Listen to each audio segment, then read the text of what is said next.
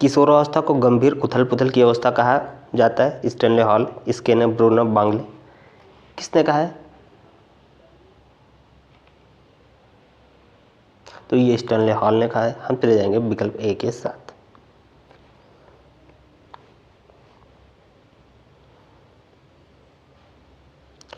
अगला,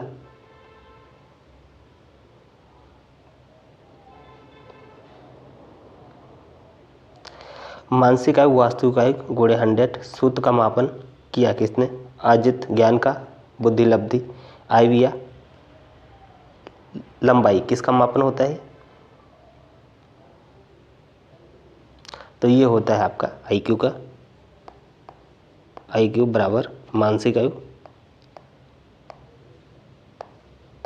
और फिर वास्तविक आयु 100। हम चले जाएंगे बुद्धि लब्धि के साथ, विकल्प बी सही हो जाएगा। अगला, वह मानसिक योग्यता जिसके द्वारा व्यक्ति किसी नवीन रचना को प्रस्तुत करता है कहलाता है ज्ञान, योग्यता, सृजनात्मकता, इनमें से कोई नहीं। तो क्या होता है वो होता है सृजनात्मकता। हम चले जाएंगे विकल्प सी के साथ।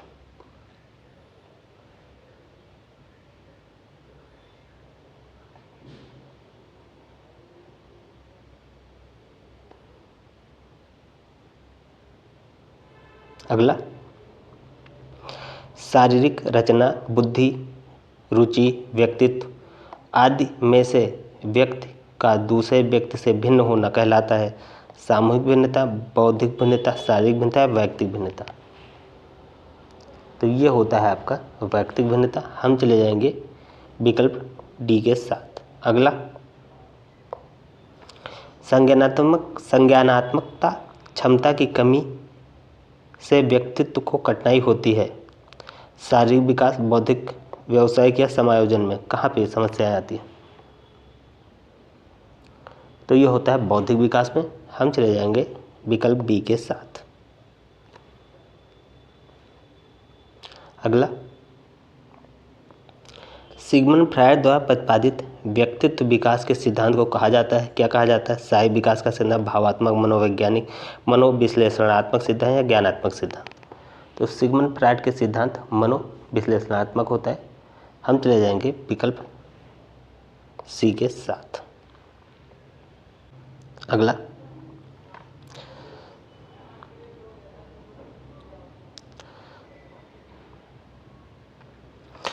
परोक्ष वस्तुओं से संबंधित चिंतन कहलाता है कल्पना, चिंतन, तर्क या स्मृति?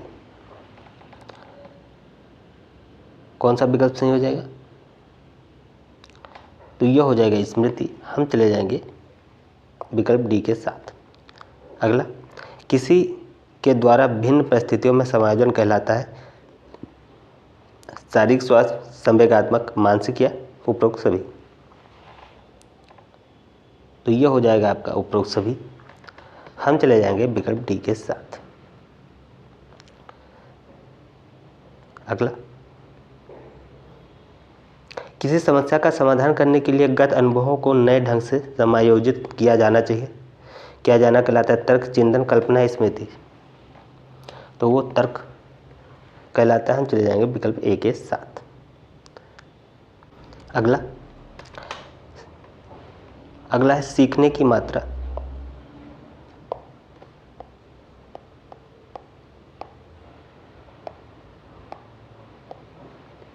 सीखने की मात्रा तथा समय से संबंध को चित्रांकित करने वाली वक्र रेखा कहलाती है अधिगम वक्र, पठार, संप्राप्ति या बुद्धिलब्धि वक्र? तो ये होती है अधिगम वक्र। हम चले जाएंगे विकल्प ए के साथ। अगला,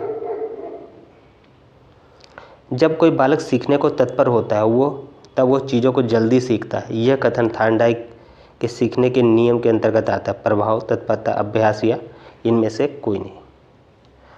तो ये आता है तत्परता का नियम के अंतर्गत आता है। हम चले जाएंगे विकल्प बी के साथ। अगला,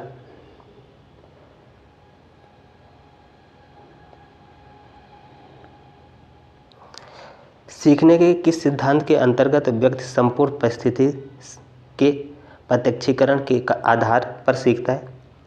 प्रत्यय और बोध सिद्धांत, संबद्ध प्रतिक्रिया का सिद्धांत, अनुकरण का सिद्धांत, अंतर्दृष्टि या सूझ का सिद्धांत। कौन सा सिद्धांत हो जाएगा? तो ये हो जाता है आपका अनुकरण का सिद्धांत।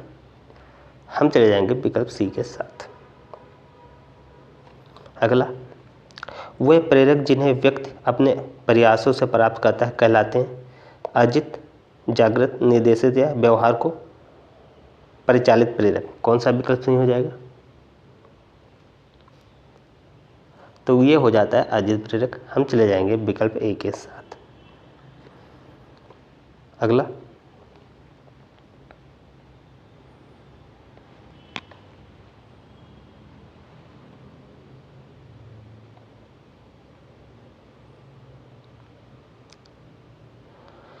अधिगम, धारण, पुनः स्मरण तथा मानसिक पहचान आदि प्रतिक्रियाएं आती हैं। ध्यान के अंतर्गत, कल्पना, रुचि या स्मृति के अंतर्गत।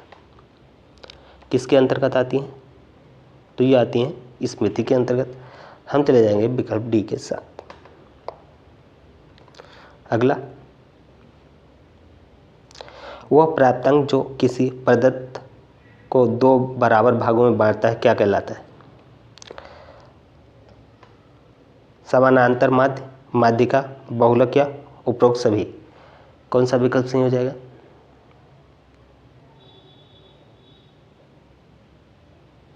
तो ये हो जाएगा आपका ए, समांतर माध्य। हम चले जाएंगे विकल्प ए के साथ।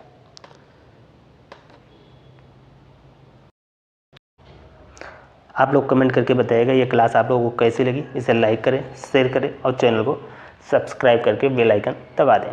पीडीएफ के लिए आप लोग टेलीग्राम ग्रुप ज्वाइन कर लें, जिसका लिंक आपको कमेंट बॉक्स में मिल जाएगा। तो इस क्लास में इतना ही। जय हिंद, जय भारत।